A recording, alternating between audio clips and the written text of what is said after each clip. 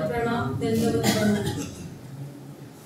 परिवार जो स्वामींचा त्रिप्रकारे जे दर्शनी बोधवंतानुसरले तया हात जोडून या नम्र भावा नमस्कार या थोर महानुभावा नमस्कार या थोर महानुभावा।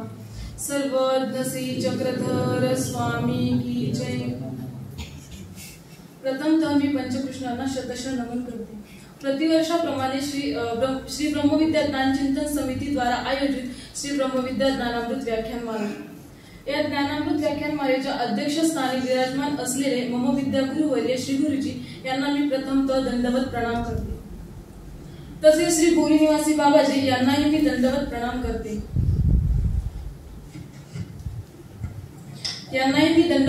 करते। मातृहृदय असणाऱ्या आत्या व तसेच ईश्वरी अच्युत गोत्रीय परिवारास दंडवत प्रणाम करून मी माझ्या धर्मरूप सेवेला प्रारंभ करते। आजच्या भौतिक युगात मानवाची प्रगती ही शिगेला पोहोचली आहे। सर्व प्राणी मात्रात मानवी देह हा श्रेष्ठ ठरला आहे। इतर प्राण्यात नसणारी बुद्धी परमेश्वराने मानवाला दिली आहे। या बुद्धी चातुर्याने व हुशारीने मानवाने आपले सर्वत्र राज्य स्थापन केले आहे।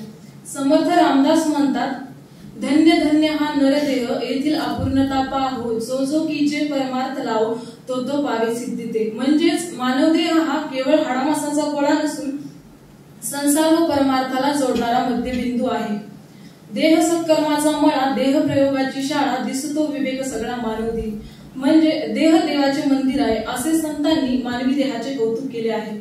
ज्याला हसता येतं, रडता येतं, ज्ञान प्राप्त करता येतं असा क्रियाशील विचारशील प्राणी म्हणजेच माणूस।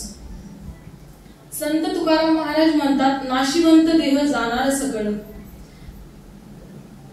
म्हणजेच मानवदेह हा जगातील सर्वात सुंदर ईश्वराने दिलेली भेटवस्तू व देणगी आहे। पण ती कशी आहे तर ती नाशिवंत आहे। एक ना एक दिवस जसा जन्म तसा मृत्यू हा निश्चित हा अटल आहे। त्यामधील सुवर्णक्षण साधता येणे ही झाली तारेवरची कसरत। बौद्ध तपाचा साठा तेथे साधीला परिस गोठा परठाईचा करंटा भोगोची नेली।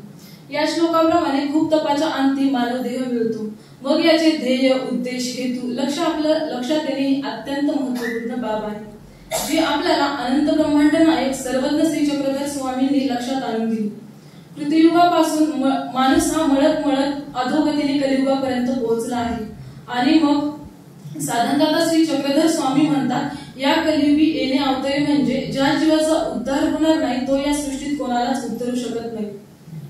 परमेश्वरांनी गावोगावी, वाडोवाडी, देशोदेशी भ्रमण करून माणूस नावाचा माणूस शोधला। लीळाचरित्रात संदर्भ येतो, ससा, वाघ, सर्प, बेडूक आदी प्राणी स्वामींना वेधले गेले। एक वाघ स्वामींना वेधून स्वामींसोबत आला। गावाची सीमारेषा येताच स्वामींनी त्याला परत जाण्यास पाठविले। बाईसांची इच्छा होती की स्वामींनी त्याला सोबत असू देण्याची, परंतु स्वामी म्हणाले, वाघाच्या स्वभावात बदल होऊन तो कोणाला उपद्रव करणार नाही। परंतु तो निरुपद्रवी झाला असे कळताच माणूस नावाचा प्राणी मात्र त्याला दगडाने मारेल, काठीने मारेल व उपद्रव करेल। कृत, त्रेत, द्वापार जे नव्हते ते सर्व दोष कलियुगात विद्यमान आहेत। परंतु आमचे भाग्य आहे की याच कलियुगात महानुभाव पंथ प्रवर्तक सर्वज्ञ श्री चक्रधर स्वामींनी अवतार धारण केला व जीव उद्धरणाचा बिडा उचलला। मज सोचा ते केले दाता आपण पे झाला श्री मागता जन्म द्या मनसी आनंदा परिणी देईचिना। मूर्ती प्रकाशातली 64वी ओवी ही अत्यंत महत्त्वपूर्ण आहे। परमेश्वर दाता आहे, सबळ आहे, समर्थ आहे, सर्व काही रचणारा आहे, सृष्टीकर्ता आहे, परंतु आपल्यासाठी व जीवासाठी तो याचक या भूमिकेत आला आहे। तो दुबळा झाला आहे। आपल्या भक्ताच्या भक्ती साधने पुढे तो असमर्थ झाला आहे। माणसाला अमर करणारे व मोक्ष मिळवून देणारे कोणते रसायन असेल तर ते फक्त भक्ती रसायन आहे। अब्रह्म भुवना लोका पुनरावर्तिनोर्जुना मामुपेते तू कोणतेय पुनर्जन्म न विद्यते। 8व्या अध्यायातील 16वा श्लोक।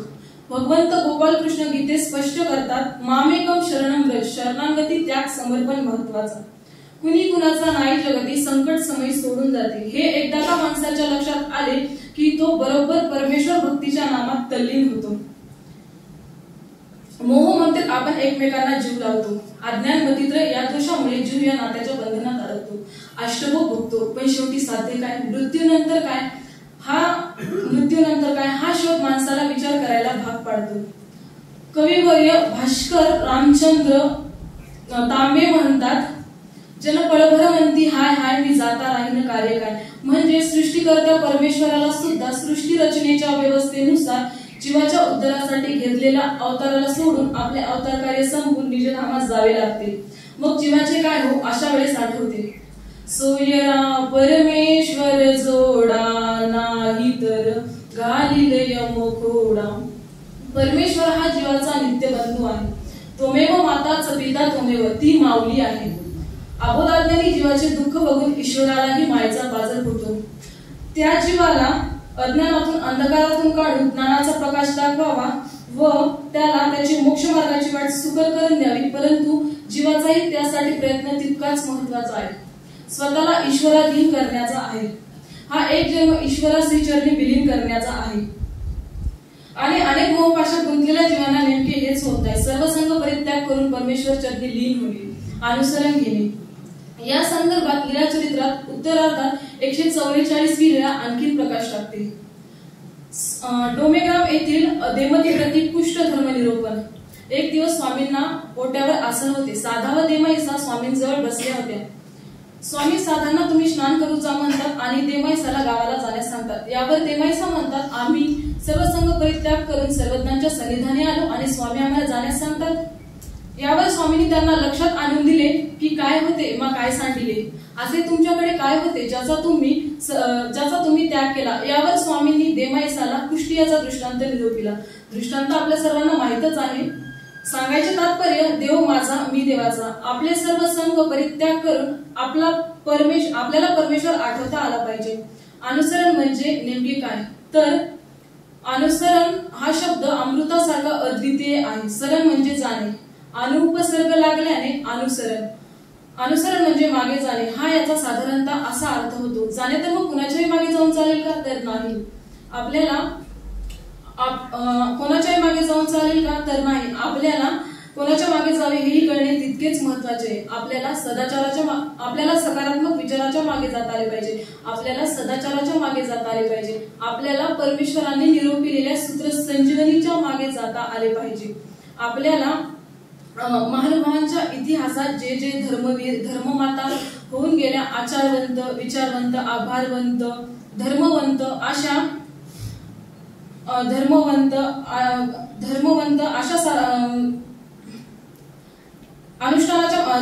साधकांच्या अनुष्ठानाच्या मागे जाता आले पाहिजे. आपल्या जवळील थोरा मोठ्यांनी सांगितलेल्या गुणात्मक संस्काराच्या मागे जाता आले पाहिजे. आणि हीच मोठी अडचण आहे की आमच्यासारख्या नूतन साधने प्रवर्तल्या कशा मागे जावे हे न कळल्यामुळे अनेक जणांची दिशाभूल होते.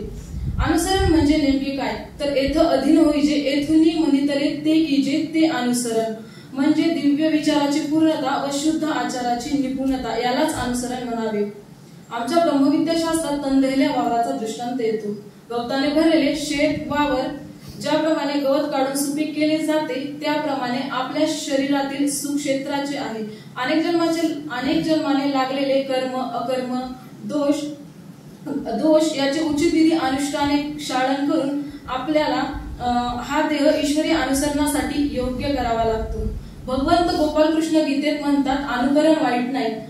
अनुसरण व अनुकरण दोन भिन्न पण महत्वपूर्ण शब्द आहेत. अनुकरण वाईट नाही, पण ते कोणाचे करावे हाही एक महत्वाचा प्रश्न आहे. एकदा का कुणाच्या मागे जावे हे आपल्या लक्षात आले की जीवनाचे बरेचसे प्रश्न सोपे होतात. संत नामदेव म्हणतात, अनुसरल्यासी फिरोनेदी मागे राहे अंग संगे समागमे. अनुसरलेला उत्तम जीव हा तन मन धनाचा विसर पडून एकमेव ईश्वरीय नामाचा ठेवा अंतःकरणात ठेवून ईश्वराला शोधत असतो. उदाहरणार्थ संत मीराबाई आपल्याला माहितच आहे. अशा भक्ताच्या मागे देवही येतो. देव हा भावाचा भुकेला आहे. या अवस्थेत आपला विचार, आपला आचार, आपला विवेक सर्व काही जागृत व डोळस ठेवावे लागते, एकनिष्ठ ठेवावे लागते. अनुकरणात हे सर्व घडेलच असे नाही. ते एकवटुनी जे क्षणी अनुसरली गा माझ्या वाहनी तेव्हाची त्याची चिंतावनी मजची पडली. प्रत्यक्ष परमेश्वर म्हणतात, ज्या क्षणी आपण ईश्वराच्या पदरात पडू तन मन धनाने त्याला आपले सर्वस्व वाहू त्या क्षणापासून योगक्षेम चालवण्याची जबाबदारी ईश्वरच घेतात. आणि आपल्याला अनेक अडथळे संकटे येतात, यातून उत्तीर्ण होण्याची हिंमत ईश्वरच आपल्याला देतात. गरज आहे ती फक्त सकारात्मक विचाराची व सकारात्मक ऊर्जा स्रोताची व उन्नत कार्यशील प्रवाहित होण्याची. एकदा का हे ईश्वर व मी जीव अशी निश्चयात्मक प्रतीती आली की उशीर कशाला. खडकुलीला सर्वज्ञांनी बरेच महात्मा वेश दिला, किती तो आचार्यांचा अधिकार. त्यातही आपल्याला कोणी वेदेसी अनुसरले, कोणी उपदेसी अनुसरले. अनेक भेद आहेत, पण तो सांगण्याचा माझा अधिकार नाही. यावर श्री गुरुजी आपल्याला वेळोवेळी मार्गदर्शन करतातच. आपण जर स्मृतीस्थळ व लीळाचरित्राचं सखोल वाचन व चिंतन केले तर जवळजवळ लीळाचरित्रापेक्षाही स्मृतीस्थळात आपल्याला वेदाबोधा व अनुसरणाला अनेक जीव पात्र झालेले दिसतात. नरेंद्रबास भेटी अनुसरण, केशवबास भेटी अनुसरण, बोरीकर भानुभट्ट अनुसरण, पंडितबास हिराईचा अनुसरण, कटक्कर देमाईचा अनुसरण, भानुभट्ट अनुसरण असे अनेक जीव ईश्वराच्या परमार्गाला अनुसरलेले आपल्या लक्षात येतील.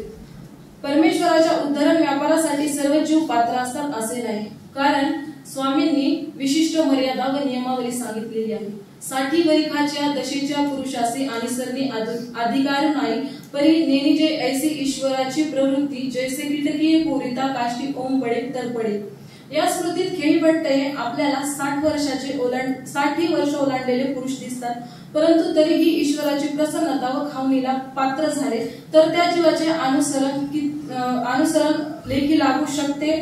हा मतितार्थ या स्मृतीतून भेटतो. शेवटी काय तर अनुसरल्याचा देव मिळवायचा असेल तर अनुसरण घेणे तितकेच महत्वाचे आहे. स्मृती क्रमांक 25 वृश्चिक दुःख दर्शन. देवता संबंधी महादेव अनुसरण. विंचू चावला आणि आत्मज्ञान झाले. विंचू आईची साप असता तर मी कवर मायेच्या पोटी रिक्ता. त्या क्षणी सर्व संग परित्याग करून आई व पत्नीसह अनुसरले. सांगायचे तात्पर्य असे, परमेश्वर नाम आपल्या अंतःकरणात आठवत व मुखाने त्या नामाचे उच्चारण करत परमार्गात मृत्यू येणे यासारख्या जीवनातील सुवर्ण क्षण नाही. मी स्वतःला भाग्यवंत समजते की मला आपल्या सर्वांच्या शुभचिंतनाने अनुसरण घडले. माझे अनुसरण श्री गुरुजींच्या आशीर्वादाने पूर्णत्वास जावे अशी मनोकामना करते व माझ्या विचारांना पूर्ण विराम देते. जय चक्रधर.